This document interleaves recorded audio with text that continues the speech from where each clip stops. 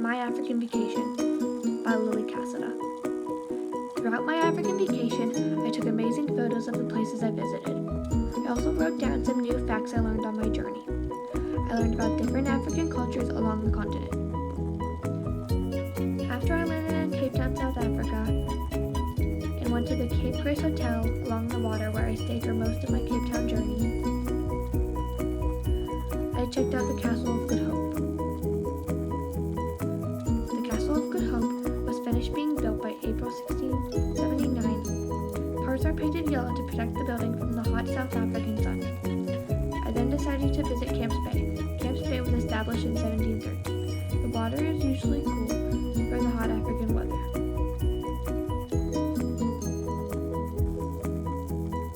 After that, I went to the Table Mountain Aerial Cableway at the Table Mountain National Park. The Table Mountain Aerial Cableway has a capacity limit of 65 people. Table Mountain has an elevation of 3,558 feet. The last attraction in Cape Town that I went to was the Pan-African Market. The Pan-African Market sells things like masks, jewelry, and other novelty items that make great gifts. I then went to the Galagadi Transfrontier Park and learned a lot. Galagadi is home to a variety of animals, like black-maned Kalahari lions, hyenas, and Nambian cheetahs. Galagadi means place of thirst.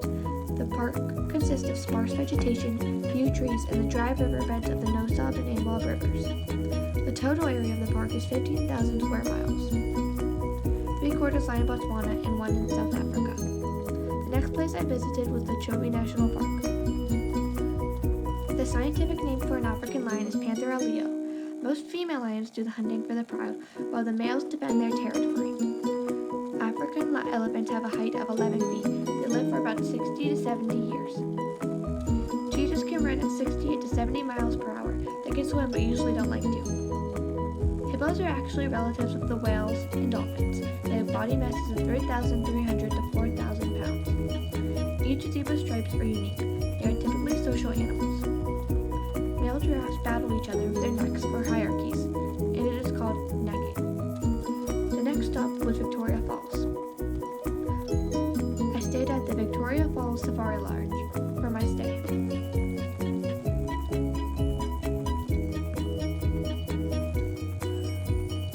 The Zambezi River flows over Victoria Falls east into the Indian Ocean. At Victoria Falls, you can go on a hike called Lion Encounters with Flying Cubs. I also went on an African elephant-back safari, where you ride on an elephant's back. I then went to the Kabale National Park. The Bataroo and the Bakiga live in the areas around the park. With help from the Uganda Wildlife Authorities, they use the park for fuel, food, and other resources. There are 13 different types of primates in Kabale, including the common chimpanzee. There are 229 different types of trees found in Kabale. I then visited the urban city Nairobi.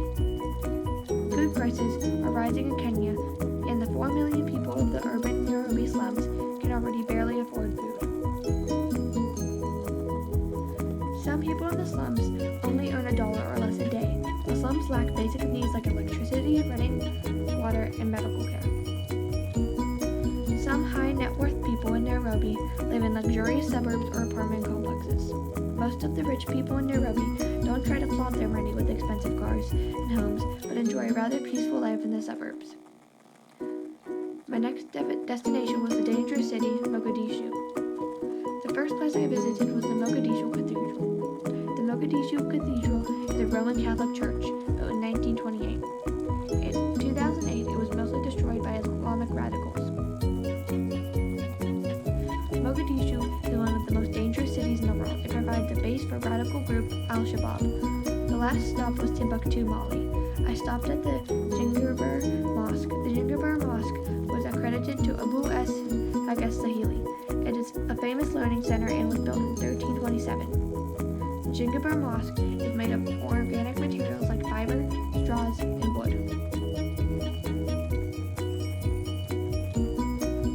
The last thing I have to show you is a map of my whole journey from Cape Town to Timbuktu.